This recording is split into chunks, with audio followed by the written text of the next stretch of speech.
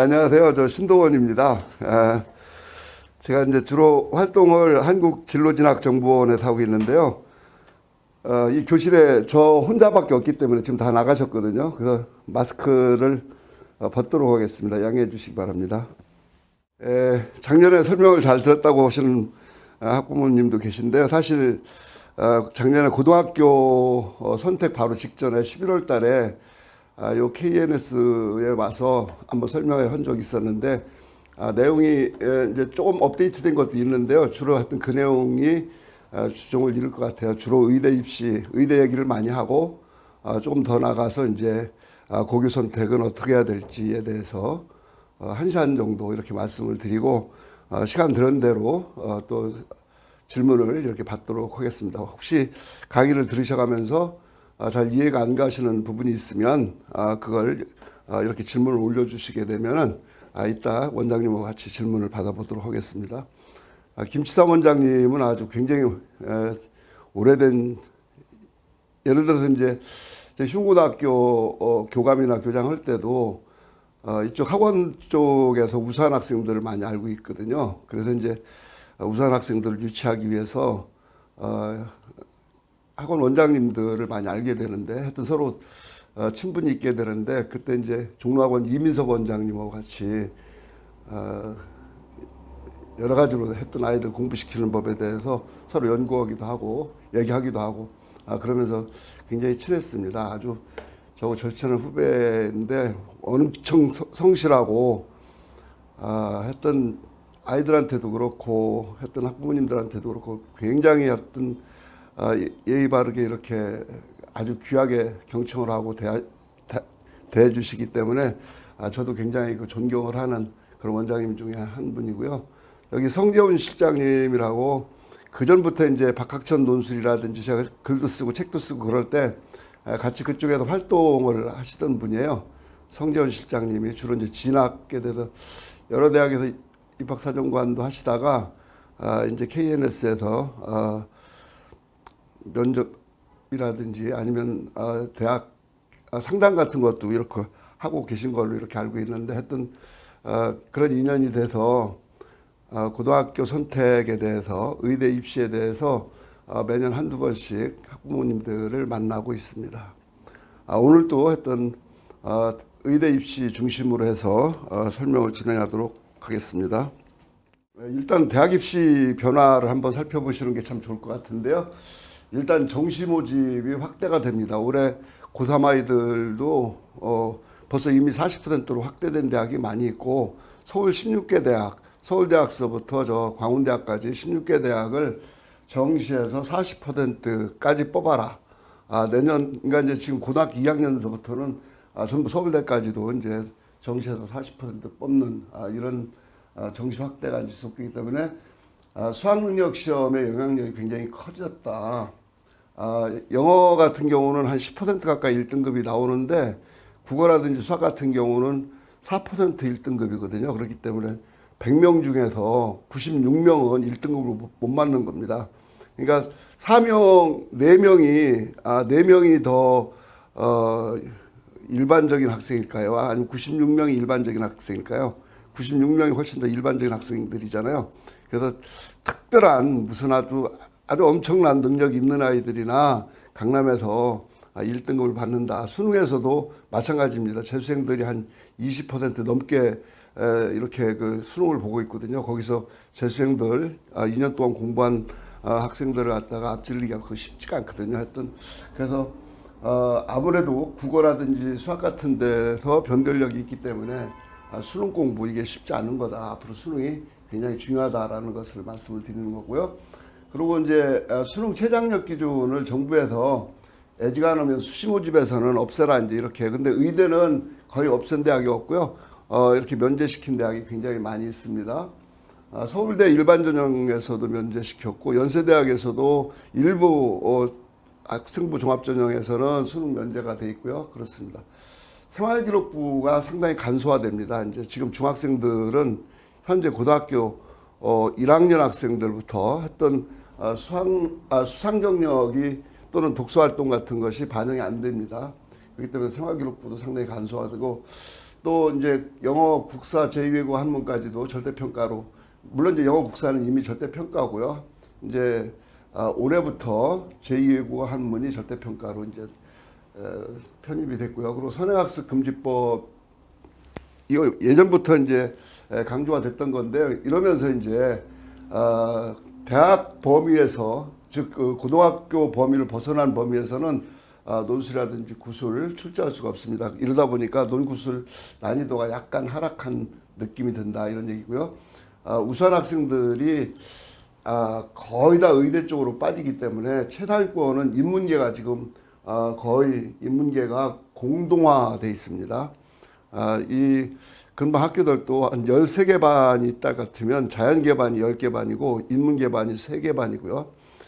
예를 들어 가지고서 전교 한 30등이나 40등 정도 하는 학생들이 인문계로 가서 1등을 하거든요.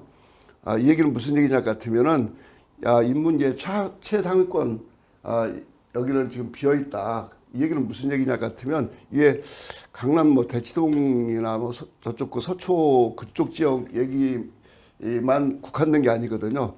지금 전국적으로 의대 가려고 최우수 학생들이 이쪽 자연계 쪽으로 이렇게, 또 특히 이제 4차 산업 사회에서 인공지능이다, 이제 뭐 여러 가지 이제 이런 자연계 쪽으로 이제 발전을 하다 보니까 이쪽 그 인문계 쪽이 공동화되고 있습니다. 그래서 또 이제 인구 절벽이, 이미 이제 인구 절벽이 왔고요. 그래서 대입 경쟁력이 완화되고 있다. 이런 6가지 정도의 입시 변화가 계속적으로 일어나고 있습니다. 학력 인구 변화가 어떻게 되나 보면은, 지금 올해 고3 수능 예상 수능을 갖다가 응시할 인원이 한 42만 명 정도, 고2 40만 명 정도, 고1에서 확 줍니다. 이게 37만 정도로 최초로 40만 명대 이하로 내려갈 것 같고요. 그리고 이제 중3이 38만 명 정도고, 지금 중학교 2학년 숫자가 좀 많습니다. 중학교 2학년. 이 학생들은 2026년에 이제 대학을 들어갈 학생들이거든요. 그러니까 이제 2007년에 태어난 2007년생이죠. 2007년생. 2007년생들이 좀 비교적 많은 편이다. 현재 중학교 2학년들이 좀 많은 편이다. 그리고 쭉 내려가서 이제 초등학교 6학년 학생들 같은 경우는 2028 전형을 치르게 되는데, 요 학생들이 또 대학 입시가 굉장히 많이 바뀝니다. 요 초등학교 6학년 학생들이 2025년에 고등학교를 들어가는데, 2025년에 교육과정이 바뀌면서 고교 학점제가 됩니다. 그리고 현재 교육법을, 중등교육법을 싹 바꿨는데, 지금 외국어 고등학교라든지 자사고, 뭐 휴문고등학교라든지 외대부고라든지 이런 자사고, 대원외고라든지 한영외고라든지 그 외고를 전부 일반계 고등학교로 바뀌거든요. 요 초등학교 6학년에 해당됩니다. 그리고 이제 교육과정은 고교 학점제 교육과정으로 바뀐다. 그래서 수학능력 시험까지도 크게 바뀌는 그런 학년이 되겠습니다. 요 사이에서는 대학 입시가 크게 바뀌진 않는데, 아까 말씀드린 것처럼 뭐 학교생활기록부가 조금 간소화된다든지, 아니면 수학능력 시험이 점점 중요해진다든지 이런 정도인데, 초등학교 6학년서부터는 굉장히 크게 바뀐다라는 것을 갖다가 염두에 두시면 좋겠습니다. 수학능력 시험은 어떻게 변하느냐? 올해 고3 아이들이 이제 수학능력 시험 바뀌게 되는데요. 교육과정이 달라지면서 국어도 선택 과목이 있습니다. 독서와 문학은 필수예요. 이거 보통 2학년 때 다 배우는데, 독서도 2학년 때 다 배우고 문학도 2학년 때 다 배워요, 대부분.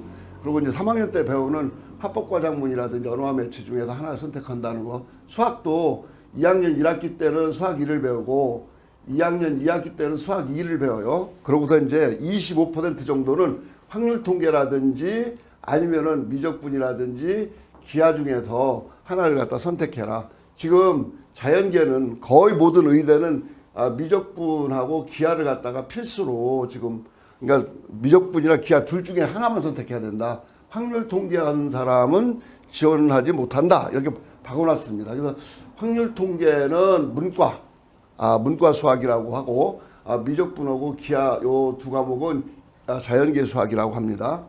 그래서 의대를 간다 그러면은 미적분이나 기하를 선택해야 되겠죠. 영어도 이제 영어 1을 갖다 2학년 1학기 때 배우고 2학년 2학기 때 배우게 됩니다. 또 이제 한국사는 1학년 때 대부분 배우게 되고요. 또 과학은 2학년 때 이제 대부분 배우게 되는데 과학 8과목하고 사회 9과목 전부 17과목이죠. 17과목에서 아무거나 2과목만 선택하면 됩니다. 17개 과목 중에서 아무거나 2개만 이제 선택하면 되는데 지금 의대를 가려면은 무조건 과학을 선택을 해야 돼요. 그리고 또 특히 서울대를 가려면은 과학 1을 또 다른 과학 2를 그러니까 예를 들어서 화학 1을 갖다가 선택했다 할 것 같으면은 물리 2나 아니면은 생물 2나 다른 지구학 2를 갖다가 선택해야 서울대를 갖다 지원할 수 있다라는 것을 아실 수가 있겠고요. 제2외국 한문은 이제 이게 절대평가로 되면서 많은 대학에서 아마 반영을 하지 않는 대학도 굉장히 많을 거다. 서울대는 필수로 봐야 됩니다. 일단 서울대는 문과를 가려면 이과는 안 봐도 되는데 이런 식으로 수능이 바뀌었다. 이게 바뀐 수능이 지금 현재 중학교 1학년까지 간다. 초등학교 6학년 때 또 바뀐다. 초등학교 6학년 때는 완전히 다른 수능이다라는 거죠. 또 이 모집 인원이 변한다고 그랬는데 지금 이게 2022학년이고요. 이게 2021학년인데 예를 들어서 서강대 같은 경우 한번 볼까요? 서강대에서 교과전형은 여러분들 많이 들어보셨을 거예요.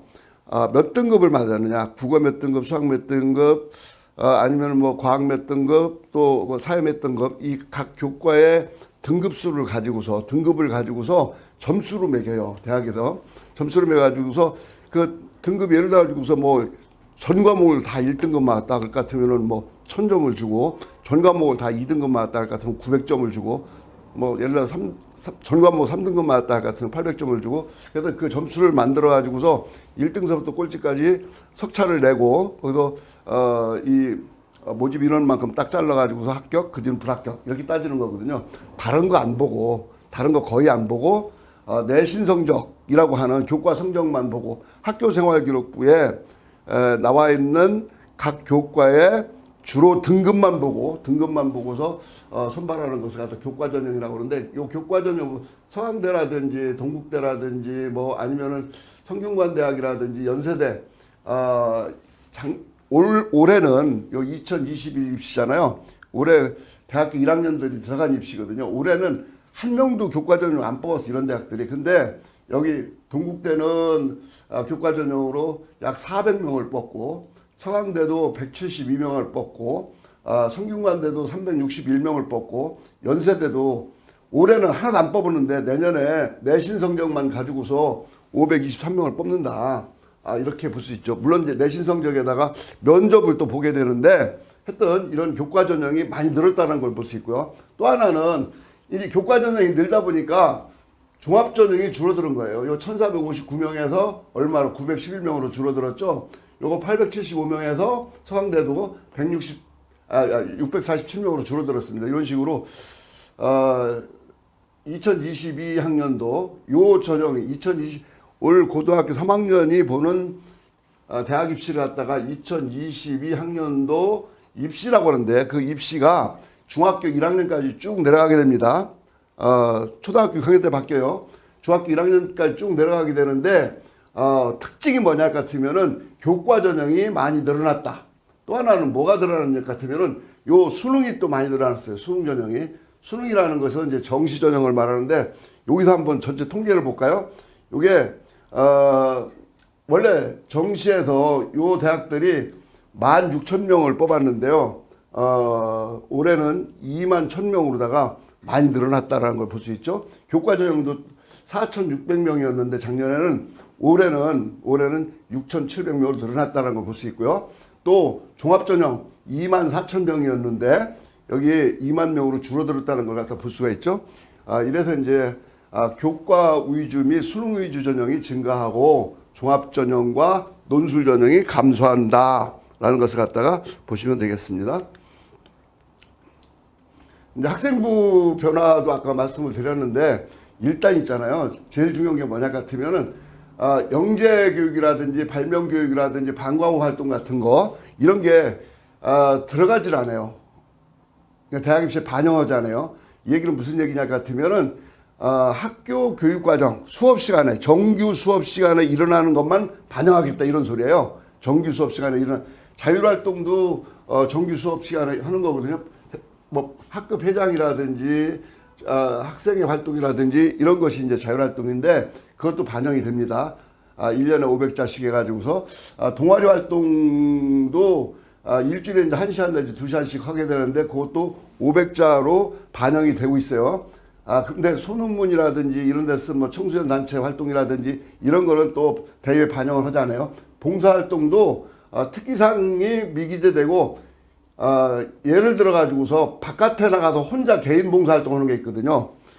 예를 들어 가지고서 어떤 애가 병원에 가 가지고서 혼자 개인 학교에서 교육계획에 따라 가지고서 뭐 예를 들어 가지고서 선생님이 데리고 나가 가지고서 학교에서 지도를 하면은 다 반영이 되는데 개인적으로 혼자 가는 것은 반영하지 않는다라는 것을 보시면 되겠고요. 하여튼 요 수상 경력도 반영하지 않는다. 또 독서 활동도 반영하지 않는다. 이게 지금 현 중3으로 되어 있는데 이게 작년에 발표될 당시 자료이기 때문에 현 고1입니다. 현재 고1부터 중학교 1학년까지 이제 이런 식으로 내려가게 된다라는 것을 학교생활기록부의 영향력이 상당히 감소되면서 수학능력 시험이나 아니면은 내신 성적이 앞으로 중요해진다라는 것을 갖다 이해할 수가 있죠. 이거 서울대 본관 사진이군요. 의대 입시에 대해서 한번 보도록 하겠습니다.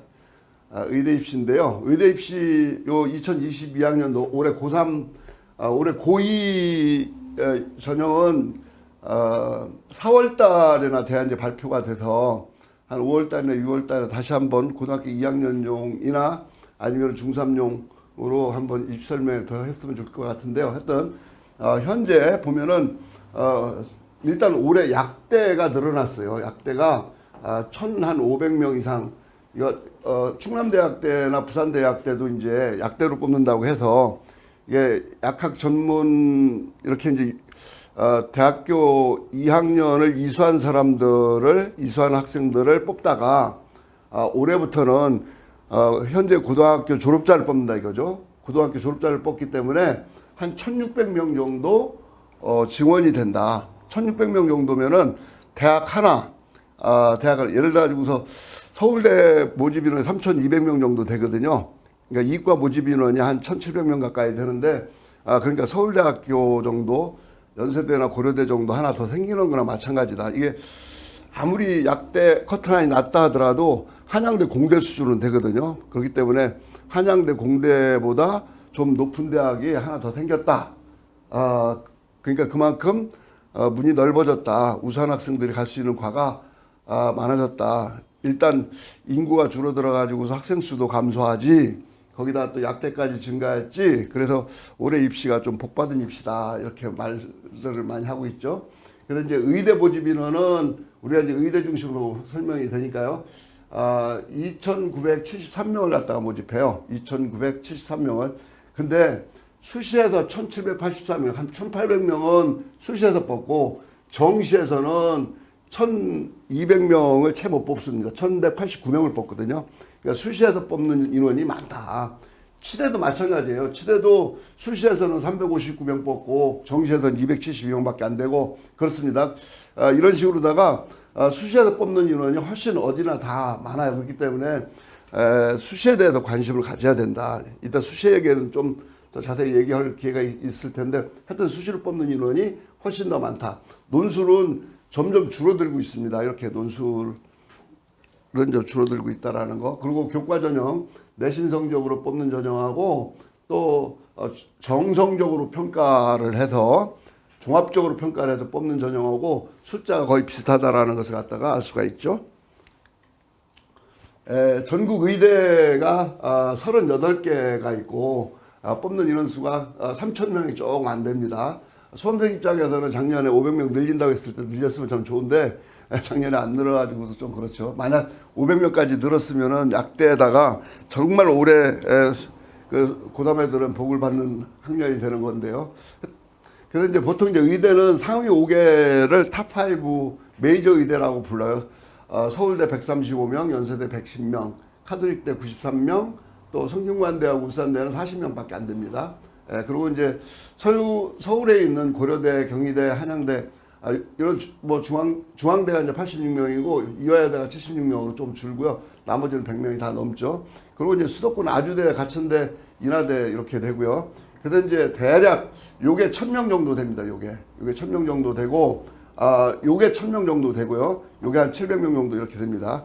한 2,700명 정도 되는데 서울 수도권에 1,000명 정도 있고 지방 주요 사립대, 예를 들어 한림대라든지 이지대, 순천향대라든지 뭐 충남대라든지 경북대라든지 이런 대학들이 한 1,000명 정도 되고 건양대라든지 원광대라든지 뭐 카톨릭 간동대 이런 데가 한 700여 명 정도 된다.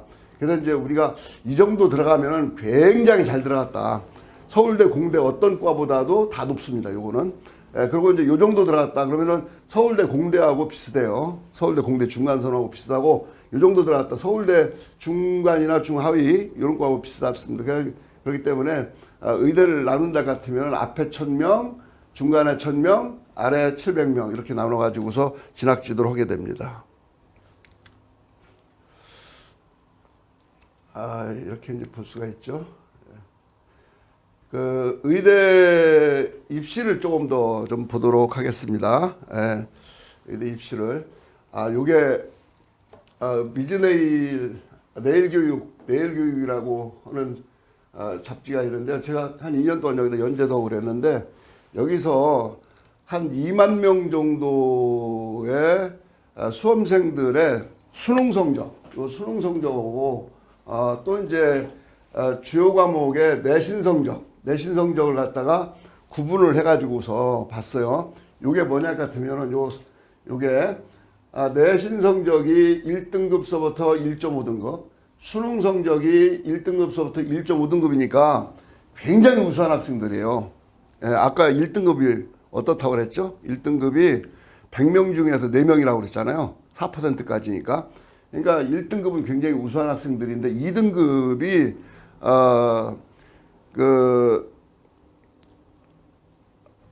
13%까지니까 2등급도 굉장히 아주 우수한 학생들이거든요. 그러니까 요걸 봤을 때 했던 요 사이에 든 학생들은 굉장히 우수한 학생들인데 이 학생들이 수시 전형에서 합격한 비율이 얼마나 봤더니 46.8%예요. 그러니까 내신도 1등급이고 수능도 1등급인데 절반은 수시에서 붙고 물론 좀 높였어가지고 떨어지는 애도 있겠지만 절반은 떨어지더라. 그러니까 수시에서 아까 의대도 그렇고 뭐 한의대도 그렇고 수시에서 거의 70% 이상을 뽑았거든요. 그런데도 불구하고 1등급짜리도 절반밖에 못 붙더라. 근데 또 내신 성적이 1등급이고 수능은 조금 나빠서 2.5등급, 2등급 정도 되는 아이들 얘들 41%더라. 이쪽으로 하면 더 낫죠. 이거는 왜 수능 등급이 좋으니까 내신 성적이 좀 나쁘다 하더라도 내신 성적이 나쁘니까 수시에서 합격하기가 일단 어려워요. 그리고 또 이 아이들은 수능이 자신 있으니까 약간 상향 지원을 해요. 그러니까 합격률이 좀 낮은 거예요. 이 학생들은 수능이 잘 안 나오니까 수능이 2등급으로 잘 안 나오니까 내신 좋은 거를 활용해 가지고서 수시에서 조금 약한 대학을 써 가지고서 합격 가능성을 높이다 보니까 합격률이 좀 높은 거죠. 하여튼 이런 식으로 전체적으로 수시에서 합격률을 봤더니 여기 8%밖에 안 되고 13%밖에 안 되고 이거 내신 2.5등급에 3.5등급인데요. 이거 내신 2등급 평균적으로 내신 2등급 수능도 2등급이고 내신도 2등급인데 합격률이 25%밖에 안 된다. 이건 무슨 얘기죠? 상당히 수시에서 합격하기 어렵다라는 것을 수시에서 그냥 아무나 합격하는 것이 아니다라는 것을 한눈에 볼 수 있는 표입니다. 정시를 한번 볼까요? 정시를. 이제 서울대 의대 작년에 합격한 애들을 봤더니 국어 100점을 맞고 합격한 애가요. 국어 100점을 맞고 영어는 뭐 97점을 맞아도 100점 맞은 거나 마찬가지입니다. 이거는 1등급이니까 수학을 96점 맞고 과학을 둘 다 만점을 맞은 학생은 합격을 했어요. 이거 합격했어요. 합격을 했는데 국어에서 97점을 맞고 수학도 100점을 맞았어요. 근데 과학에서 한 과목 틀렸어. 이거 과학이 2점짜리 있고 3점짜리 있거든요. 3점짜리 한 문제를 틀렸어. 이 학생은 불합격했어요. 서울대를. 한 문제, 얘하고 한 문제, 뭐 얘는 수학 틀렸고 얘는 과학 틀렸는데 국어에다가 이런 정도로다가 아주 뭐 내신 이 수능이 한 문제 가지고서 결정이 된다. 연세대도 마찬가지죠. 국어를 틀린 학생은 합격을 했어요. 얘는 합격을 했어요. 합격을 했는데 수학을 틀린 애는 떨어졌어요. 수학을 틀린 애는 떨어졌어요. 이런 애들이 서울대는 또 합격했습니다. 요 학생들이 과학 서울대가 합격하기 어려운 게 한 과목은 과학 2거든요. 그렇기 때문에 서울대는 합격을 했는데 연세대는 떨어졌습니다. 카톨릭 때도 요 국어에서 2점짜리 하나 틀리고 3점짜리 하나 틀린 애는 합격을 했어요. 근데 과학에서 몇 문제 틀린 학생들, 요것도 과학에서 한 문제 틀렸고 요것도 과학에서 한 문제 틀렸거든요. 떨어졌어요. 한양대도 이렇습니다. 그래서 이제 대략 보면은 서울대나 연세대를 가려면은 한 문제만 틀려야 된다. 이거는 한 문제 틀려야 합격한다. 이런 대학, 서울에 있는 대학 가려면은 세 문제 이상 틀리게 되면은 조금 그렇다. 세 문제, 요거 한 문제고, 요거 한 문제고, 요거 두 문제거든요. 그러니까 요 세 문제 이상 틀리게 되면은 서울시내 대학 가기, 서울시내 의대 가기가 조금 힘들다라는 것을 갖다가 보여주는 표죠. 이걸 한 번 더 이제 좀 자세히 본다 같으면은 이것도 마찬가지입니다. 그래서 지금 연세대 의에 이런 학생들은 붙었어요. 국어에서 이제 2점짜리 하나 틀리고 요 100분위가 이제 99라는 것은 만점을 맞았다는 얘기거든요. 98도 이제 하나 2점짜리 하나 틀렸거나 말았거나 이런 정도 되는데 이런 애들은 합격을 했고 이런 애들은 불합격을 했고 경희대 의대라든지 순천향대 의대는 요 영어 반영 비율이 커요. 그래서 성적이 굉장히 좋거든요. 얘들 수학 하나 틀리고 뭐 과학은 다 만점을 맞았거든요. 근데 영어 때문에 얘들은 둘 다 떨어졌습니다. 둘 다 떨어지는 이런 현상이 벌어졌다라는 거. 그래서 이렇게 쭉 보시게 되게 되면 이게 뭐 예를 들어 가지고서 요 서울대 떨어지나 요 학생 한번 볼까요? 국어에서 하나 틀렸고 수학 만점 맞았고 여기 과학에서 100분위가 98인 거 보니까 하나씩 틀린 것 같아요. 이런 식으로 여기서 하나 틀리고 여기서 하나 틀리고 여기서 하나 틀렸다. 그렇게 되면 그냥 떨어졌다. 근데 반대로 요런 학생은 영어가 2등급인데도 불구하고 붙었다. 요거 만점 맞았다는 얘기거든요. 하나 안 틀렸다는 얘기고 이 학생도 붙었다. 이렇게 볼 수가 있습니다. 그래서 서울대 같은 경우는 영어 또 반영 비율이 굉장히 낮아요. 0.5점밖에 안 되기 때문에 요런 정도 되면 붙을 수도 있다. 이제 이런 것을 볼 수가 있죠. 의대를 가려면 한 문제 두 문제 싸움이다. 순천향대 의대 같은데 학교원에 봐도 그렇죠. 이거 수학에서 하나 틀렸고 국어에서 이제 마이너스 8점이니까 3점짜리 두 개에다가 2점짜리 하나 나간 거죠. 이것도 이제 하나 98이니까 여기도 뭐 2점짜리 하나씩 틀린 거니까 그러니까 뭐 보면 한 문제, 두 문제, 세 문제, 세 문제에다 세 문제 한 6문제. 순천향대 의대 가는데도 6문제 이내로 틀려야 합격을 한다. 이렇게 총점에서 몇 점이 감점되느냐, 평균 몇 점이 합격하느냐가 아니라 총점에서 몇 점이 감점되느냐에 따라 가지고서 의대는 합격선이 결정되기 때문에 하여튼 완벽하게 공부를 해야 된다. 이런 얘기가 되겠습니다. 요거 있잖아요. 요거는 또 수시 전형 결과예요. 수시 전형 결과인데 여기 보게 되면은 학교 내신 성적이 요거는 내신 성적, 교과 성적을 말하는데 내신 성적이 서울대 지역규정 선발 전형은 1.0이에요.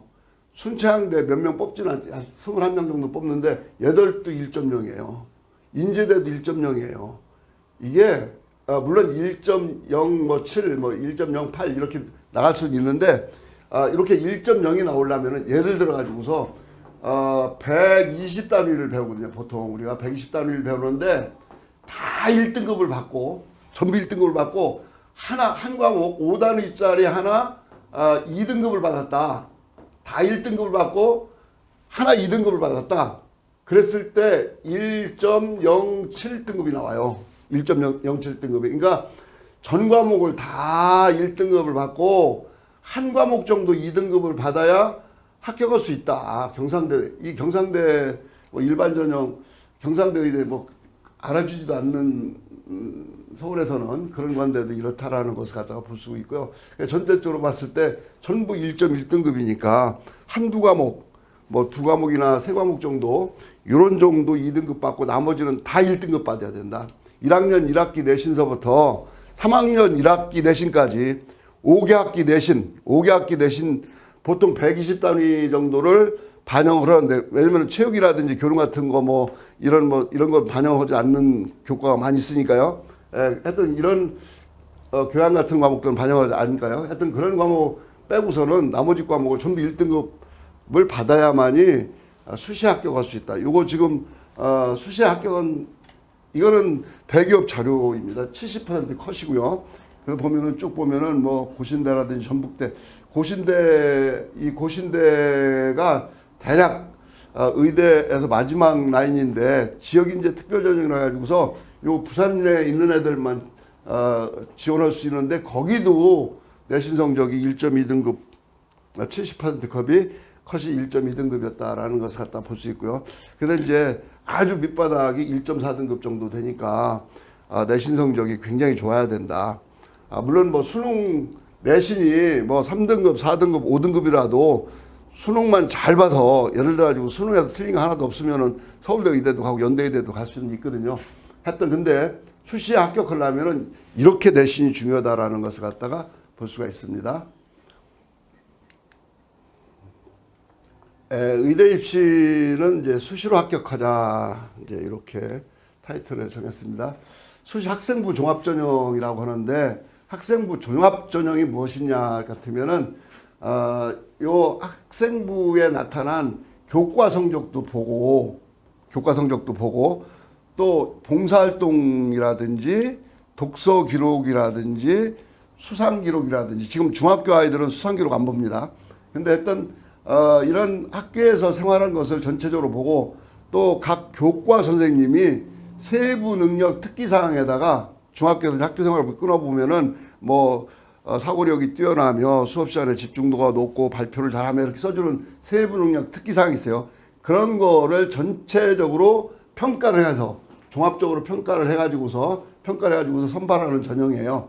그런데 대부분 단계별 전형이에요. 1단계에서 2 내지 6배수를 선발한 뒤에 면접을 봐가지고서 마지막에 면접 시험까지 합쳐가지고서 이제 정원을 뽑는 것을 갖다 이제 우리가 단계별 전형이라고 그러는데, 대부분 단계별 전형이고, 좀 뭐 앞으로 이제 자세히 보겠습니다만, 그래서 이제 예를 들어 가지고서 아주대 의예과 에이스 전형이라고 20명을 뽑는 게 이제 학생부 종합 전형인데, 수능 최저가 있어요, 여기서. 그러니까 학생부 종합 전형 중에서도 수능 최저가 있는 대학이 있고 없는 대학이 있는데, 아주대학은 있다는 거죠. 그래서 요 4개 과목, 국어, 수학, 영어, 탐구 이 4개 과목 등급 합이 5 이내, 비교적 이 정도 되면은 4개 과목 중에서 하나 2등급 맞고 나머지는 다 1등급이니까 상당히 높은 편입니다. 근데 이제 535명이 지원을 했어요. 20명을 뽑는데 535명이나 지원한 거예요. 근데 그래서 이제 경쟁률이 26대 1이 된 거죠. 1단계에서 3배수를 갖다 선발한 뒤에 면접을 갖다가 보는데, 이 중에서 이제 수능 최저를 통과한 학생들, 그래서 이제 최저를 통과한 학생들 중에서 3배수를 뽑아가지고 면접을 보는데, 교과 최고 등급은 1.3등급이었고, 평균은 2.34등급이었고, 최하 등급은 4.13등급이었다. 이게 뭘까요? 4.13등급도 합격을 했어요. 이게 뭘까요? 워낙 뭐가 높으니까 수능 최저 학력 기준이 굉장히 높아가지고서 예를 들어 가지고서 외대부고라든지 아니면은 휴문고등학교 나온 애가 수능 최저를 맞췄어. 수능 최저를 맞췄어요. 그리고 또 이 서류 종합평가에서도 좋은 점수를 받았어요. 서류 종합평가에서 좋은 점수를 받았어요. 그러면은 4.13등급이라도 학생부 종합전형에서 합격할 수 있다. 이런 뜻이 됩니다. 얘기는 무슨 얘기냐 같으면은 수능 최저를 맞출 수 있다면은 내신 성적이 비교적 낮아도 합격할 수 있다. 라는 것을 갖다가 볼 수가 있습니다. 근데 이제 요 4.13등급 정도 되면은 아마 제 생각에는 서울 영재고 출신이나 경기과고 출신 아니면은 저쪽 그 상산고등학교 출신 아닐까. 요 4.13등급짜리는 그런 생각이 듭니다. 학생부 종합평가를 한번 본다면은 첫 번째로는 자기소개서라든지 학교생활기록부에서 전공 적합성을 갖다가 평가를 하는데 주제가 이 전공 교과목의 성취도라든지 이런 세 가지 주제로다가 평가를 합니다. 이게 전공 관련 활동이라든지 전공에 대한 관심이나 이해 정도 같은 것을 본다든지 그리고 또 이제 학업 역량에서 학업 성취도도 보게 되고 학업의 태도도 보게 되고 얼마나 탐구 활동을 많이 했는지도 봐가지고서 세 가지 주제를 또 평가를 하게 되고요. 학교생활기록부 평가할 때 이렇습니다. 발전 가능성에서 자기주도력은 얼마나 되는지 경험은 얼마나 다양한지 등등을 갖다가 4개의 영역을 또 보게 되고요. 또 이제 인성에서는 얼마나 협업을 할 수 있느냐, 나눔과 배려를 할 수 있느냐, 소통을 할 수 있느냐 이런 식으로다가 4개 주제를 보는데 그래서 이제 전공 적합성에서부터 인성까지 4개 영역에서 요거 3개, 요거 3개, 요거 4개, 요거 4개 해서 14개 주제 각 주제마다 56개 세부 평가 요소가 있어요. 56개. 예를 들어 가지고서 전공 관련 활동과 경험하면은 지원 전공에 대한 관심을 충족시키기 위해서 얼마나 노력했느냐 이걸 평가하거든요. 이런 주제가 있다고요. 이런 주제가 56개나 돼요. 이런 걸 갖다가 전체적으로 평가해서 점수를 매겨가지고서 합격을 시키는 이런 것을 갖다가 우리가 학생부 종합전형이라고 한다라는 것을 갖다가 이해하시면 되겠다 이런 말씀이고요. 근데 이제 학생부 종합전형 중에서 수능 최저 기준이 없는 대학이 있어요. 그리고 일괄 전형이 있어요. 일괄 전형. 원서만 내면 다. 예를 들어 가지고서 한양대 같은 경우 수능 최저 기준이 없어요. 수능 다 5등급 맞아도 좋아.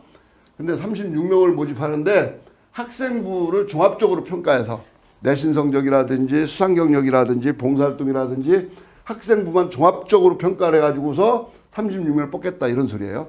그리고 중앙대 같은 경우는 9명밖에 안 되는데 학생부하고 자기소개서를 갖다가 100%에서 수능 안 보고도 그냥 뽑겠다. 수능 안 봐도 우리는 굉장히 우수한 학생들을 뽑을 수 있다. 이런 자신감을 갖다 보여주는 거죠. 충북대도 이런 식으로다가 수능 최저 기준 없이 이렇게 뽑는 전형이 있습니다. 그러니까 예를 들어서 학생부의 내용이 굉장히 좋아요. 또 학생부 각 교과 성적도 굉장히 좋아요. 또 봉사활동이라든지 자율활동이라든지 이런 것도 굉장히 잘 쓰여져 있어요. 세부능력 특기사항도 빡빡하게 아주 찰지게 점수 받기 참 좋게 잘 쓰여져 있어요. 그런 학생 같은 경우는 수능 보지 않고 뽑겠다라고 하는 전형입니다. 학생부 종합전형 중에서 최저 기준이 있는 전형이 있어요. 최저 기준이 있는 전형. 예를 들어 가지고서 서울대 지역균형 같으면은 3개 영역 국어, 수학, 영어, 탐구 4개 영역 중에서 3개 영역이 2등급이면은 합격을 시켜줘요. 뭐 다른 대학보다는 훨씬 더 최저 기준이 낮은 편인데 했더니 여기서 이제 학생부라든지 자기소개서를 갖다가 70% 평가하고 면접을 30%를 평가해가지고서 한 번에 뽑습니다. 1단계 발표하고 2단계 발표하고 그러지 않고요. 이화여대도 마찬가지로 학생부하고 자기소개서를 100% 평가를 하는데 여기서는 4개 영역 중에서 합이 5니까 상당히 높죠. 아까 아주대가 그랬죠. 또 경북대는 3개 영역 등급이 합이 3이니까 전부 1등급을 받아야 돼요. 4개 영역 중에서 3개 영역은 1등급. 일대 학생부만 보고서 뽑겠다 이런 소리고요. 이런 식으로다가 상당히 다양한 방법으로다가 뽑고 있습니다. 그래서 이제 원서 쓸 때쯤 되면은 내가 서울대권이 되는지 경북대권이 되는지 예를 들어 가지고서 학생부 내용은 굉장히 좋은데 수능은 자신 없다 하면은 한양대를 가야 되고 학생부 내용도 괜찮고 또 뿐만 아니라 전교에서 등수안에 들어가지고서 서울대 추천을 받을 수 있고 그리고 내신 수능도 어느 정도 되기 때문에 3개 영역 정도는 2등급 받을 수 있고 이런 학생들은 서울대 지역균형을 지원한다든지 여기는 이제 충북대 같은 데는 3개 등급 여기서 4개 등급이었는데 3개 등급 합이 5거든요. 이런 충북대 같은 데도 전략적으로 지원할 수 있다 이런 걸 볼 수가 있습니다. 학생부 종합전형에서 이제 쭉 있는데 이거는 이제 단계별 수능 최저 기준은 없어요. 그런데 단계별 전형이에요. 고려대 계열적 합성 전형이라고 주로 영재고등학교나 과학고등학교 나온 애들을 뽑는 전형이 있어요. 15명 많은 숫자는 아닌데 1단계에서 5배수로다가 이제 뽑고 나머지 면접을 봐가지고서 뽑는데 수능 최저가 없어요. 그러니까 면접 잘한 애들은 봐요. 수능 성적은 좀 시원찮네. 학생부 학교생활기록부라든지 자기소개서 같은 거는 거의 완벽해. 그런 학생들은 이런 데를 지원해야 되겠죠. 또 이제 서울대 일반전형 같은 경우도 서류 100에다가 면접 구술 50, MMI 면접 보죠. 1시간 동안. 그리고 여기도 이제 수능 최저가 없다라는 거. 이렇게 수능 최저가 없이도 수능 시험을 보지 않고서도 들어갈 수 있는 대학이 꽤 있다.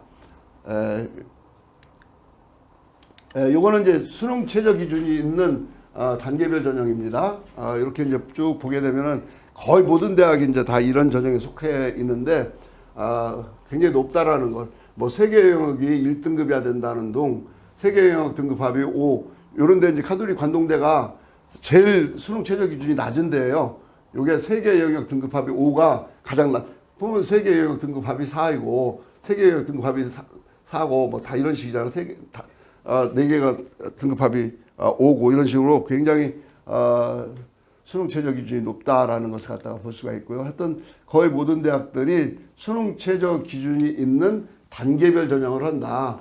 1단계에서 서류 평가로다가 일정 배수를 뽑고 2단계에서 면접을 봐가지고서 수능 최저 기준을 통과했을 때 합격을 시키겠다. 이런 전형이 대부분이다라는 것을 갖다가 볼 수가 있습니다.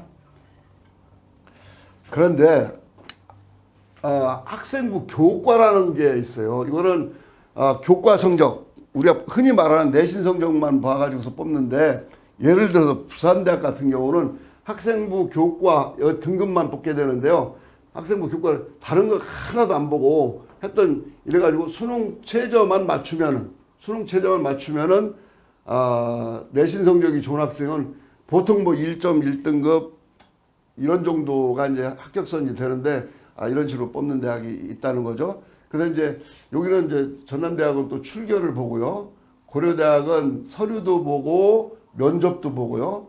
또 연세대학은 단계별로 이렇게 1단계에서는 교과로 100하고 2단계에서는 면접을 또 보고 그러면 수능 최저 기준이 있고요. 그러니까 이런 식으로 학생부 교과 전형의 유형도 여러 가지 상당히 다양하다라는 것을 볼 수가 있습니다. 그래서 이제 학생부 교과 전형의 특징을 보면은 수능 최저 기준이 굉장히 높다라는 것이 특징이고 내신 성적만 좋다고 갈 수 있느냐? 거의 없다. 뭐 건양대라든지 지역인재 5명하고 인제대 농어촌 4명 있는데 얘들도 면접 시험을 마지막에 본다. 그러니까 내신 성적만 좋다고 의과대학을 갈 수 있는 대학은 전국에 하나도 없다. 이런 뜻이에요.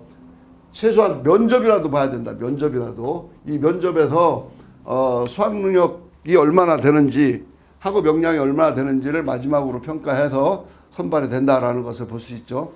경상대 의과대학이 작년에 17명 뽑는데 313명이 왔어요. 근데 요 수능 최저가 어떻게 되냐면 3개 영역 등급합이 4입니다. 이거 비교적 높은 거예요. 근데 313명 중에서 3개 영역 등급합 4를 갖다 충족시킨 애들은 94명밖에 안 돼요. 지원자 30% 정도밖에 안 되죠. 실질 경쟁률은 5대1, 5.5대 1밖에 안 되는 거고, 그래서 이제 등록자 80% 커트라인이 1.4등급이더라. 내신 1.4등급. 얘기는 무슨 얘기냐 같으면은, 이렇게 수학능력 시험에서 잘 봐가지고서 최저 기준을 충족하게 되면은 내신 성적이 한 1.5등급 정도 된다 하더라도 합격할 수 있다. 아까도 그런 얘기 한번 나왔었죠. 예, 그래서 수능 최저 기준이 높으면 합격선이 낮아진다라는 것을 갖다가 보실 수 있습니다.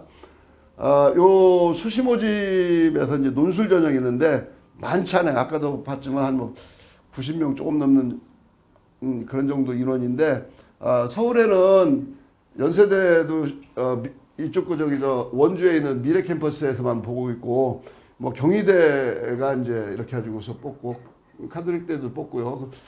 인하대도 이제 뽑고 울산대도 뽑고 이제 그러는데 명수가 많지 않기 때문에 보통 경쟁률이 한 200대 1 정도 된다. 보통 경쟁률이 200대 1 정도. 이게 경쟁률이 보통 10대 1만 돼도 굉장히 높은 건데요. 10대 1만 된다 하더라도 10명 뽑는데 100명이 왔다는 얘기잖아요. 근데 그 100명 중에서는 운이 좋은 아이들이, 그날 운이 좋은 아이들이 최소한 10명이 될 수 있어요. 예, 운 좋은 아이들이 있다고. 예를 들어 가지고서 내가 미적분을 잘하는데 이 논술 문제가 전부 미적분에서 나왔어. 또 아니면은 예를 들어 가지고서 내가 그날 컨디션이 굉장히 좋아 가지고서 뭐 그런 식으로 했던 뭐 그날 운이 상당히 좋은 아이들이 있거든요. 그런 아이들이 주로 합격하게 된다. 이렇게 경쟁률이 높을 때는 운 좋은 아이들이 합격하더라. 라는 것을 갖다가 볼 수가 있습니다. 요 수시 모집 논술 전형의 특징을 보면 경쟁률이 굉장히 높다. 뭐 작년에 161대 뭐 1이었다. 엄청 높다라는 것을 볼 수 있고요. 여기 연세대학교 미래 저쪽 그 원주에 있는 건데 15명 선발하는데 한 4,000명이 왔어. 4,000명이. 그래가지고서 266대 1이었어요. 266대 1. 예. 경쟁률이 아주 굉장히 높았었는데 이 합격한 아이들의 내신 성적은 2.4 내지 2.7등급으로 높지 않은 편이에요. 수능 최저가 비교적 높은 관계로 합격자 교과 성적은 다소 낮은 것으로 평가된다. 그러니까 한 2등급 내지 뭐 3등급 안에 들면은 합격은 할 수 있는데 워낙 수능 최저학력 기준이 높기 때문에 그걸 못 맞추면은 수능 최저학력 기준을 못 맞추면은 내신 성적이 상당히 좋다 하더라도 떨어질 수밖에 없다. 이 얘기를 볼 수가 있죠. 논술 전형이 강남 고교에서는 내신 받기가 너무 어려워서 특히 이제 뭐 강남 고교뿐만 아니라 전국에 있는 자사고 다 마찬가지거든요. 그 학생들이 수능은 잘 볼 수 있으니까 수능 최저학력 기준을 맞출 수 있다 해서 뭐 카톨릭 대학이라든지 경희대학이라든지 뭐 여기 연세대 그 미래 캠퍼스 의예과까지 많이 가는데 실제로는 합격하는 애들이 예를 들어 가지고 4,000명 중에서 15명 합격했다 같으면은 3,900 한 80명은 떨어지고 15명만 합격했다는 소리거든요. 상당히 합격 가능성이 낮다라는 것을 갖다 볼 수가 있습니다. 요거는 이제 정시 모집을 설명하는 표인데 수능 위주 전형인데요. 아까 보셨듯이 거의 뭐 만점에 가까운 점수. 요게 411점이 만점이었거든요. 그런데 406점이 합격선이었다. 그래서 이제 요 연세대는 과학 2를 선택하지 않기 때문에 과학 2를 안 봐도 돼요. 그래서 합격선이 1점 더 높게 이렇게 잡기도 합니다. 그래서 쭉 보게 되면은 여기가 이제 서울대에서 제일 합격선이 높은 데인데 요게 수리과학부입니다. 서울대 자연대에서 인공지능이다 뭐다 해가지고서 서울대 수학과가 합격선이 굉장히 높아요. 근데 다 서울대 공대보다 합격선이 다 높고 저쪽 그 연세대 원주분교 미래 캠퍼스 그게 서울대 수의과학부하고 합격선이 똑같다. 이 밑에 전자공학과라든지 기계공학과 쭉 내려가게 되는데 이럴 정도로 의대 끝나고서 서울대가 시작된다라고 봐도 과언이 아닐 정도로 의대 합격선이 높다라는 것을 또 볼 수가 있습니다. 자, 의대에 합격해서 의사가 되려면은 요 정도는 꼭 생각을 좀 해봐야 된다. 일단 지금 대학병원이 거의 포화 상태라고 합니다. 의대 교수가 되기가 굉장히 어렵다. 또 앞으로는 또 원격 진료가 확대될 가능성도 있고 인공지능 의사가 상용화될 수도 있다. 보편화될 수도 있다. 이런 뜻이죠.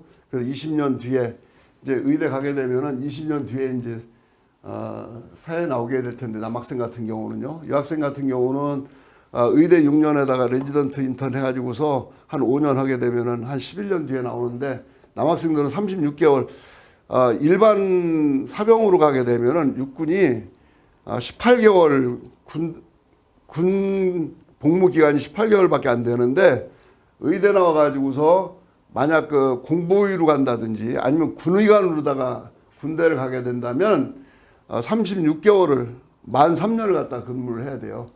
이렇기 때문에 거의 한 20년 뒤 정도 돼야 나와가지고서 자기가 이제 의대를 들어간다든지 아니면은 병원을 개업할 수가 있는데 그때쯤 되면은 상당히 어렵지 않겠느냐 이런 문제도 생각을 해봐야 된다라는 얘기고요. 그리고 이제 의대 적성이 아닌 애들이 그냥 성적만 좋아가지고 들어갔던 애들 중에서 의대 분위기를 따라가지 못한 학생들이 있더라고요. 직업에 맞지 않는 아이들도 있고 또 성적이 조금 딸려가지고서 아주 힘들어하는 애들도 있습니다. 그래서 자퇴하는 학생들도 많이 봅니다. 그리고 이제 최소한 1.5등급 이내는 들어야 합격하지. 이 수능 내신 둘 중에서 하나가 아무래도 1.5등급 되기가 힘들더라. 그러면은 일단 의대를 포기하고서 공대, 서울대 공대라든지 아니면 연고대 공대 쪽으로 아니면 수의대라든지 약대라든지 치의대 쪽으로 진로를 갖다가 선회를 해야 된다라는 얘기죠. 수시 전형에서는 수능 최저가 최대 관건이다. 그리고 인성평가가 중요하더라. 지방대 의대도 내신 성적은 1.5등급 이내 돼야 합격을 하더라. 이런 얘기죠. 수능은 두 문제 이상 실수를 하게 되면 치명타다. 이게 무슨 얘기냐면은 자기 실력으로다가 만점 맞기는 어려워요. 실력으로다가 두 문제 정도 틀렸어. 게다가 두 문제 정도 실수를 했어. 그럼 서울시내에 있는 의대 들어가기 힘들거든요. 실수를 갖다가 최대한 줄여야만이 수능에서 실수를 최대한 줄여야만이 인기 있는 의대에 들어갈 수 있다. 이런 얘기가 되는 거고요.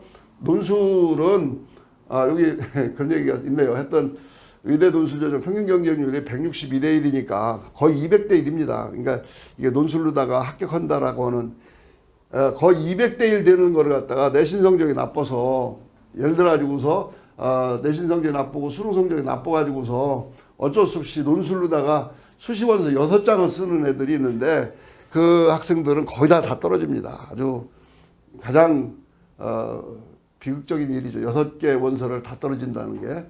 그 이제 면접은 다중비니 면접이 점점 늘어나고 있어요. 서울대, 성대, 울산대 뭐 거의 한 시간씩 면접을 봐가면서 진을 뺍니다. 그렇기 때문에 평소에 면접 준비를 굉장히 잘해야 된다. 이거 말을 잘해야 되거든요. 표현력이 굉장히 높은 수준을 요구하기 때문에 이런 식으로 면접 준비도 해야 되고 요 정시 모집에서는 N수생과 경쟁해야 된다. 요 진짜 N수생들 3수 4수 하는 학생들 있거든요. 올해 제가 아는 학생이 어떤 학생은 고려대 의대를 다니다가 재수해가지고 서울대 의대를 들어간 학생도 있어요. 이런 식으로 현재 의대 다니고 있는 애들도 좀 더 괜찮은 의대로 들어가려고 이렇게 매수를 하고 있다라는 얘기고요. 요 고교 선택에서 요 고교 선택 이따 이제 얘기를 할 텐데 중학생이라면은 만약 수능이나 논술 중심으로다가 자기가 의대를 가려고 한다 같으면은 자사고가 상당히 유리하다. 그리고 이제 교과 전형으로 간다면은 대형 최소한 반이 10개 반 이상 되는 일반고가 유리하다. 이런 얘기가 되겠죠. 그리고 학생부 종합전형은 자사고든 일반 고든 관계 없더라.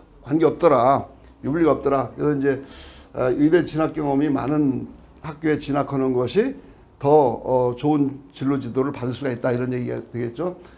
의외로 유급 비율이 큰 게 의대라고 합니다. 그렇기 때문에 학업 역량도 고려를 해야 된다라는 얘기가 되겠죠.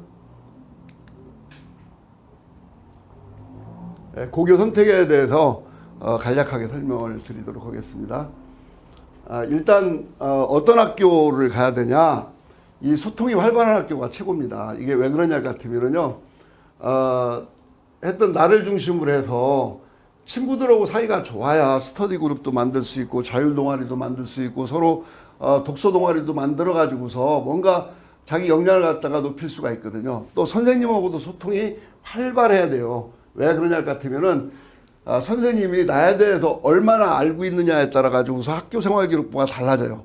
선생님이 나를 굉장히 잘 알고 있어.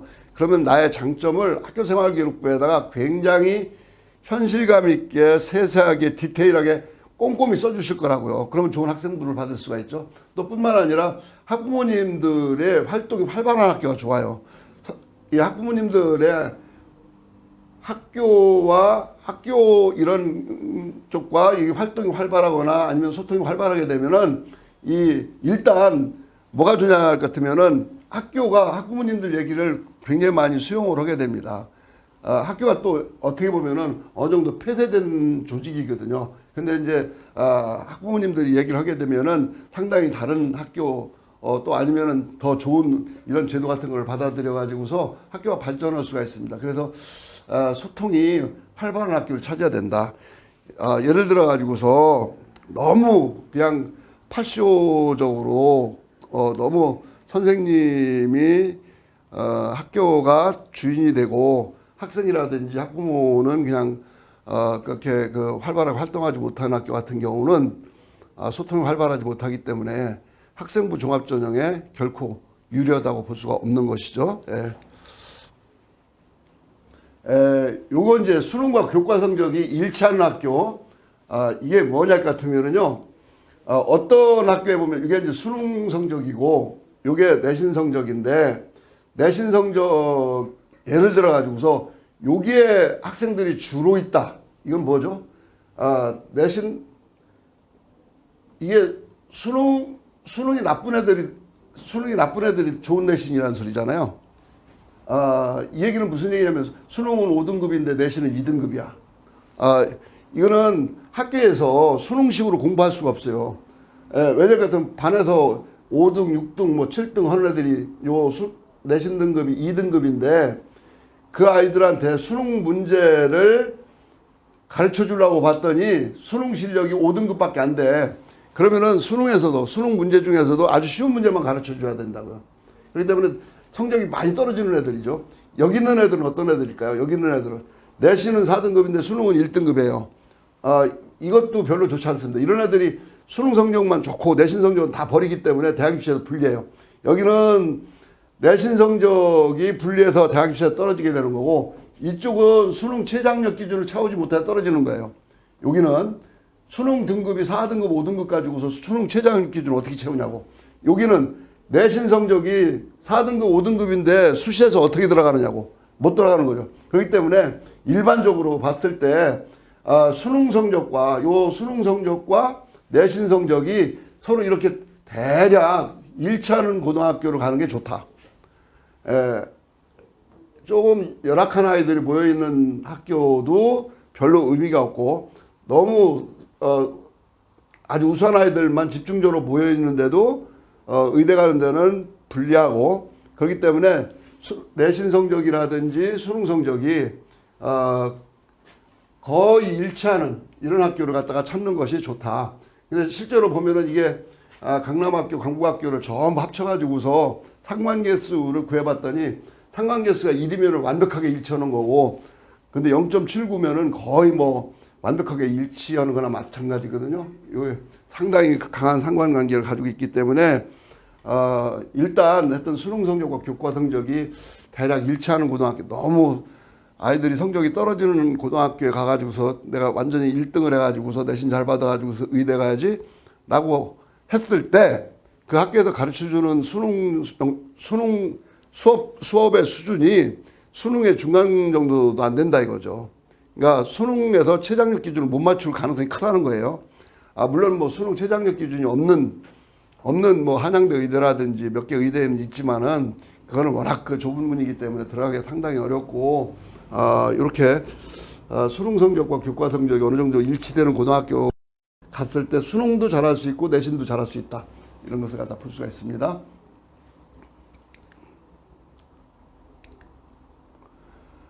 또 이제 수업을 잘하는 학교가 이제 좋은 학교입니다. 이게 왜 그러냐면은 요 수업 시간에 선생님들은 뭐 물론 교과서를 나가지만 중간고사나 기말고사에서 출제될 문제를 수업 시간에 가르쳐줘요. 수업 시간이 뭐냐면은 뭐 복잡하게 생각할 필요가 없어요. 중간고사에 출제될 문제, 지금은 이제 1학기 3월달 뭐 중순 말이니까 이번 중간 4월 말이나 5월 초에 보는 중간고사에서 출제될 문제를 선생님들이 지금 가르쳐주고 있는 중이에요. 왜? 안 가르쳐주고서 첫 문제 출제하게 되면은 그 출제는 무효가 될 수가 있거든요. 선생님들이 가르쳐준 데서 이제 대부분 출제가 되는 거기 때문에. 그래서 이제 근데 지금 거의 모든 고등학교의 중간고사나 기말고사 문제는 수학능력 시험과 난이도라든지 모든 걸 다 완벽하게 일치되게 됩니다.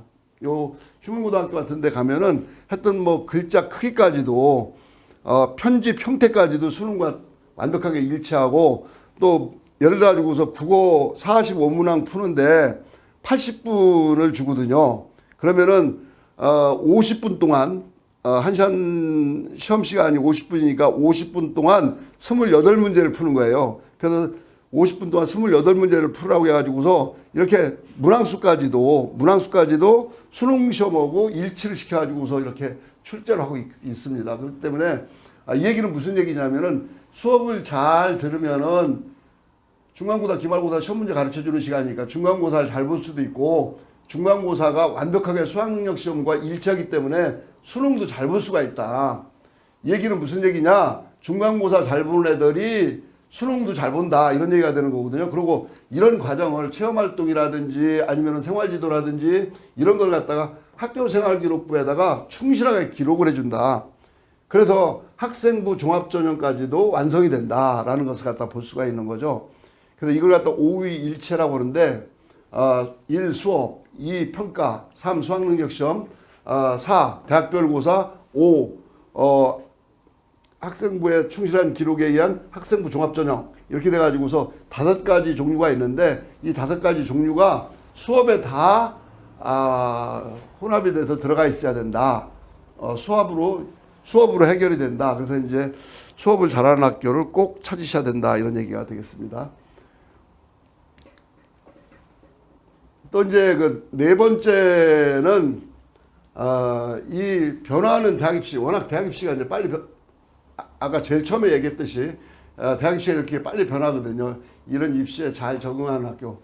학교 선생님들이 진학에 대해서 관심이 많아가지고서 서울진학지도연구회라든지 서울진학지도협의회라든지 교육청에 있는 또는 대교협에 있는 그런 그 진학지도를 연구하는 선생님들 모임이 굉장히 많거든요. 그런 활동을 활발하게 하고 있는 그런 학교가 대학 입시 변화에 잘 적응하더라, 이제 이런 얘기가 되는 거죠.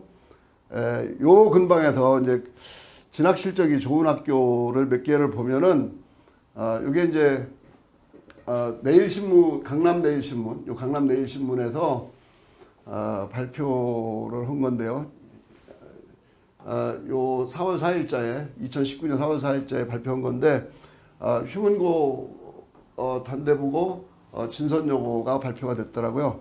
보니까 의대를 133명, 단대부고 70명, 뭐 올해도 이런 정도 들어가죠. 진선여고가 55명 이런 식으로 됐고요. 여기 보니까 또 이제 의대만 몇 명 들어갔나, 요 또 이제 강남내일신문에 조사를 했는데 휴문고가 133명, 단대부고 70명, 세화고등학교 60명, 진선여고 의외로 많이 들어갑니다. 55명, 숙명여고 45명, 중대부고. 요거는 이제 합격한 사례 수입니다. 사례 수. 그러니까 어떤 애는 2번 합격한 애도 있고 3번 합격한 애도 있는데 그걸 갖다 중복을 전부 계산했을 때 이런 정도 된다라는 얘기고요. 요거는 휴문고등학교 체육관 앞에 붙어 있길래 제가 사진 찍어 온 건데, 서울대 27명이 합격한 사례가 있다. 연세대는 70명이 합격한 사례가 있다. 이건 전부 서울에 있는 겁니다. 저 지방권 빼고. 고려대도 49명이 합격한 사례가 있고, 의대, 치대, 한의대까지, 의대, 치대, 한의대, 수의대는 빼고 133명이 합격했고, 중보고 싹 제거했더니 88명이더라. 서울대 1명, 연세대 1명, 카톨릭대 6명, 카대가 6명, 좀 연세대 충분히 들어갈 수 있는 애들도 요 카톨릭대를 많이 갔네요. 성대 1명, 울산대 1명, 고려대 5명, 한양대 2명, 경희대 4명, 한 20명 정도, 21명. 보통 이제 중앙대까지가 이제 서울 시내에 있는 대학이기 때문에 요게 25명에서부터 많이 들어가면 30명까지 들어가거든요. 이런 정도로다가 서울 시내에 있는 의대에 등록한다. 그러니까 요 숫자에다가 요 숫자를 합치게 되면은 대략 한 50명 내지 많을 때는 70명 정도 되니까 서울대와 의대 중에서 이 최상위권 의대까지요. 합치게 되면은 많을 때는 70명, 좀 적을 때는 한 50명 정도 되니까 흉고등학교가 한 400명 조금 넘거든요. 400명 중에서 70명 정도가 이게 13개 반인데 13개 반 중에서 2개 반 이상이 의대 아니면 서울대를 간다. 이런 얘기가 되는 거죠. 물론 이제 재수생들이 포함되어 있는 거죠. 그래서 이런 정도 진학 실적은 상산고등학교 정도만 낼 수 있고요. 물론 이제 외대부고라든지 몇몇 대학도, 몇몇 고등학교도 이제 이 정도 실적은 내고 있는데, 의대 실적은 상산고등학교 다음에 휴문고등학교, 그 다음 단대부고나 세화고등학교 이런 정도 되지 않겠냐 이렇게 보고 있습니다. 외부로 발표되는 자료가 아니고 교내에서 그냥 재학생들이 니들 선배 어느 대학 갔는지 한번 봐라 해가지고 교내에다 붙여놓는 자료고, 학교 홈페이지다도 공개를 못 하거든요. 이거 못 하게 돼 있기 때문에 예전에는 학교 식당 앞에다가 이제 붙여놓고 그랬는데, 하여튼 그런 자료이기 때문에 이 자료는 바깥에 돌아다니면 안 되는 자료 중에 하나입니다. 이 자료는 절대 돌리시지 않았으면 좋겠습니다.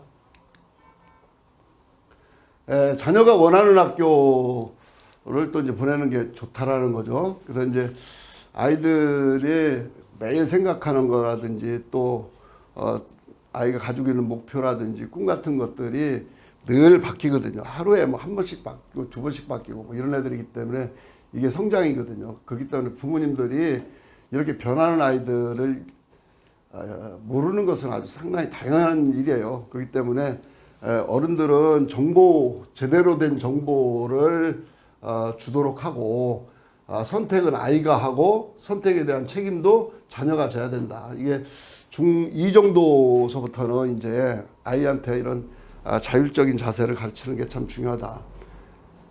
꼭 애가 원하는 학교를 보내야지, 아이가 원하지 않는 학교를 보냈다가 나중에 진짜 힘든 경우도 많이 봤거든요. 그래서 꼭 원하는 학교를 보내는 게 좋다.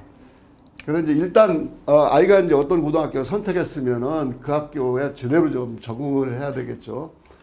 그래서 이제 고등학교에서 제일 중요한 거는 일단 친구들한테는 상당히 부드럽게 대해주는 게 좋아요.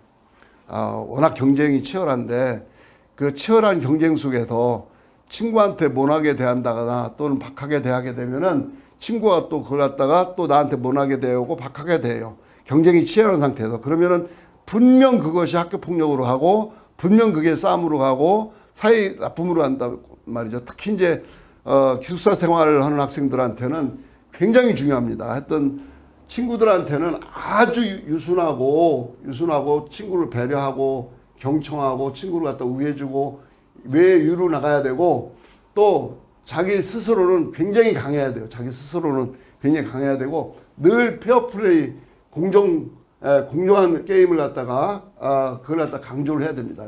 고등학교 생활에서 요걸 못하게 되면은 외유내 강하지 못해 이러면은 내가 스스로 강하지 못해 그럼 무너져요. 또 바깥 친구들한테 굉장히 험하게 대해 그러면은 바깥 친구한테 공격을 받아서 내가 제대로 살 수가 없어요. 또 페어플레이를 안 해 그러면은 묘하게 욕을 많이 먹어요. 페어플레이를 안 하면은. 예를 들어 가지고 어떤 학생은 이런 얘기를 하더라고요. 쟤는 말이죠,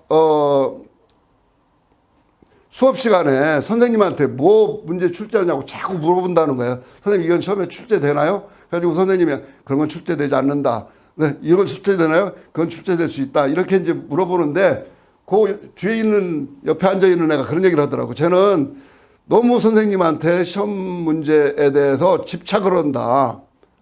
집착을 한다. 저런 애는 시험만 생각할 거 아니냐. 저런 애들은 세부능력 특기사항에다가 그런 내용을 써줘야 된다. 이런 식으로다가 그 옆에 있는 친구들을 갖다가 그런 식으로다가 고자질하고 담임한테 찾아와 가지고서 좀 이상하다 이런 식으로 얘기하는 게 많거든요. 근데 그렇게 되게 되면은 세부능력 특기사항이라든지 아니면은 종합의견란에다가 그런 내용을 써주지는 못한다 하더라도 굉장히 그 뭐 공정하게 경쟁한다라든지 친구들하고 사이가 좋다라든지 아니면은 친구의 어려운 점을 갖다가 잘 살펴본다든지 이런 얘기를 좋은 얘기를 쓸 수가 없거든요. 그렇기 때문에 하여튼 늘 페어플레이를 생각을 해야 된다라는 거 좀 보고, 또 이제 요게 수는 없다는데 하여튼 모든 것을 다 잘할 수는 있는데 잘할 수 있는 것을 더 잘할 수 있으면 성공이다. 그러니까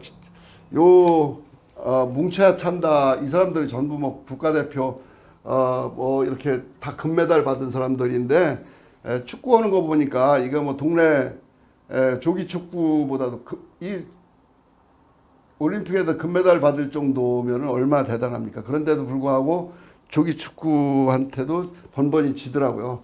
이게 자기 분야에서는 세계 제패할지 몰라도 다른 과목에 가게 되면, 다른 분야에 가게 되면 잘할 수는 없는 거다. 그러니까 내가 좀 못하는 것이 있다 하더라도 잘할 수 있는 것이 있다 같으면 더 잘하는 것이 큰 성장이다. 이렇게 말씀을 드리면서 마지막으로 요거 하나만 더 보도록 하겠습니다.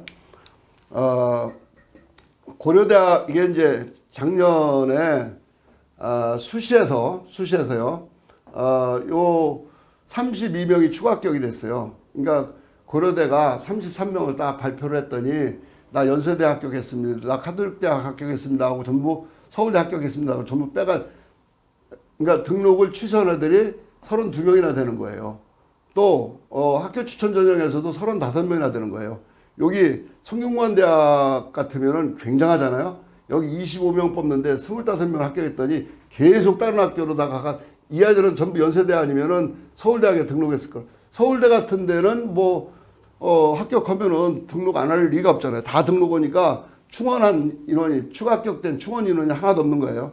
이게 무슨 얘기냐 같으면 요거 잘 보시면은 연세대도 14명이 있고 또 요 활동 우수형에서 9명 있고, 그러니까 요런 예를 들어 연세대도 합격하고 서울대도 합격하고 또 고려대도 합격하고 고려대 합격하고 연세대 합격하고 서울대 합격하고 이런 애들이 굉장히 많이 있다 이거죠. 이 학생들은 서울대에서 평가받아도 너는 합격이다. 연세대에서 평가를 받아도 서류 평가를 받든지 면접을 보든지 도 너는 합격이다. 또 성균관대학교 가가지고서 너는 합격이다. 고려대 가도 너는 합격이다. 이런 절대적인 실력자가 있어요. 어떤 대학에 원서를 내도 떨어지지 않는 절대적인 실력자가 각 학교별로, 강남에는 한 2명 내지 3명 정도 있어요.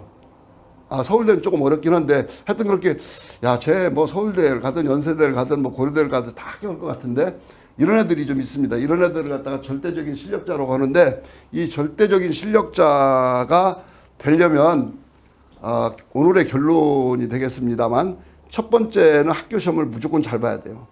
중간고사나 기말고사 진짜 선생님과 함께 호흡을 맞춰가면서 공부를 해서 특히 예습 복습을 철저히 하고 또 기출문제를 완벽하게 풀어보고 또 계속 반복을 해야만이 문제를 푸는 게 중요한 것이 아니라 그 문제를 머릿속에다가 암기하고 내 걸로 만드는 게 중요하기 때문에 계속적으로 반복을 해서 실수를 하지 말아야 되고, 그래서 중간고사에서 국어 30문제면은 30문제를 다 완벽하게 풀어서 100점 맞아야 되고, 수학 20문제 출제됐다 할 것 같으면 20문제 100점 맞아야 되고, 과학 25문제 출제됐다면 25문제 다 맞춰야 됩니다.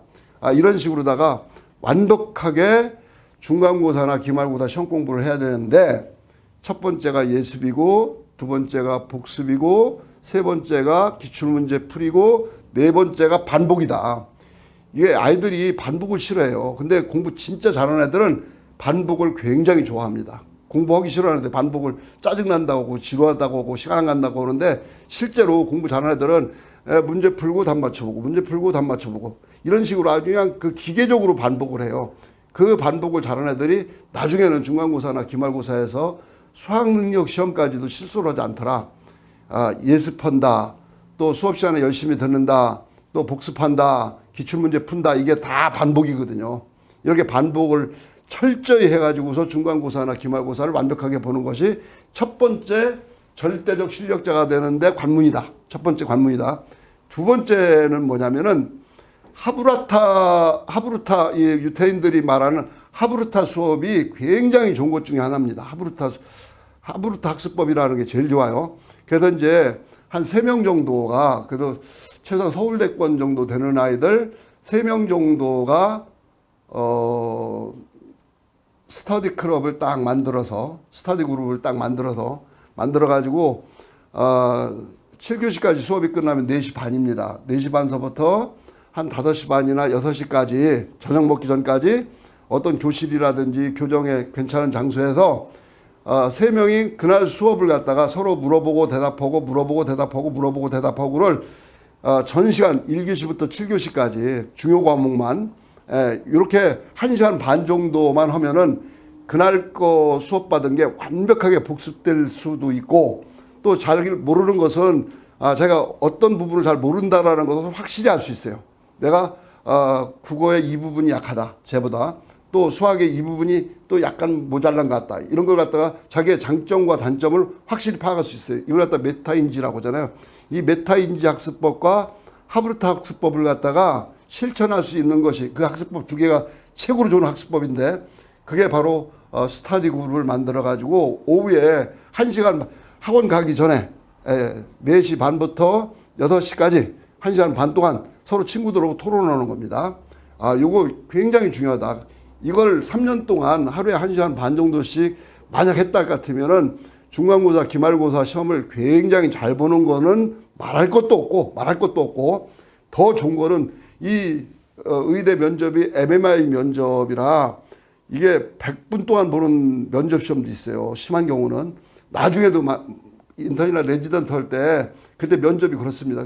뿐만 아니라 나중에 의사가 돼서도 어떤 어려운 걸 갖다가 잘 설명할 수 있는 의사, 이거 어렸을 때부터 훈련이 돼야 되는 거거든요. 표현력이 부족한 의사들은 나중에 했던 한계가 있습니다. 한계가. 그렇기 때문에 했던 그 자기가 생각할 수 있는 걸 갖다가 제대로 잘 표현할 수 있는 것, 자기 지식을 갖다가 아주 쉽게 설명을 잘 할 수 있는 것, 누가 물어보면은 아주 쉽게 대답을 바로바로 할 수 있는 능력, 이 능력은 고등학교 때 훈련을 해야 돼요. 고등학교 1학년서부터 3학년 때까지 만약 하루에 1시간 반 정도씩 하브루타 학습법으로 공부를 한다면은 그거는 자연스럽게 해결이 되고, 토론이라든지 학교에서 또 이런 경시대 같은 데 있는데 그런 경시대에서도 좋은 성적을 또 얻을 수가 있는 것이죠. 세 번째가 중학교 때 제일 중요한 게 뭐냐면 독서입니다. 아이들이 유튜브에 빠져 있고 아니면 게임에 빠져 있고 컴퓨터에 빠져 있어 가지고서 아이들이 책을 거의 안 읽어요. 특히 남학생들. 문해력이 굉장히 떨어집니다. 요새 EBS에서 문해력 계속 나오고 있는데요. 하여튼 이 문해력이 떨어지게 되면은 다른 공부도 다 못해요. 중학교 때 하루에 2시간 정도씩 약간 어려운 책, 중학교 수준보다는 약간 어려운 책, 요 책을 갖다가 했던 2시간 정도씩은 매일 읽혀야 된다. 아침에 읽혀도 좋고, 저녁에 읽혀도 좋고, 아니면은 했던 일주일에 그럼 책 한 권씩 읽거든요. 그래서 이 독서를 갖다가 뭐 대학 입시에 반영이 안 된다 하더라도 그 학생의 수준을 얘기하는 건 바로 독서기 때문에 중학교 때 3년 동안 하루에 2시간씩 독서를 갖다가 어머니하고 같이 하면 더욱 좋고요. 아니면 신문도 괜찮습니다. 신문 읽는 것도 괜찮기 때문에 경제난이든 아니면 그 뒤에 있는 사설 같은 거를 요새 뭐 컴퓨터로 보면 되는 거 아니냐라고 하는데, 컴퓨터로다가 신문 사설 읽는 거 아무 의미가 없습니다. 이 종이로 된 신문에다가 밑줄을 쳐가면서 그렇게 하기도 하고 어떤 아버지는 사설 제목을 갖다가 화이트로 지워요. 그러고서 네가 읽고서 이 신문에 이 사설의 제목을 갖다가 정해라. 주제를 갖다가 한 줄로 써봐라. 이런 식으로 애들이 이제 꼼꼼히 읽고 아니면 단기 기억 능력 같은 걸 향상시키기 위해서 또 문맥을 갖다가 파악하고 이런 훈련을 갖다 시키기도 하는데 하여튼 독서가 굉장히 중요하다. 그래서 세 가지를 말씀드렸는데요. 내신이 진짜 중요하다. 대학 입시에서는 이 중에서 내신에서는 반복이 참 중요하더라는 걸 말씀을 드렸죠. 또 하브루타 스타디 그룹을 만들어 가지고서 하루에 1시간 반씩만 계속 토론한다 같으면은 아주 크게 성장을 할 수 있다, 성장할 수 있다라는 거고요. 마지막으로 아이의 학습 역량이라는 건 독서로다가 이렇게 수준이 자리에 매기면 된다라는 것을 말씀을 드렸습니다. 하여튼 요 세 가지 말씀을 드렸고.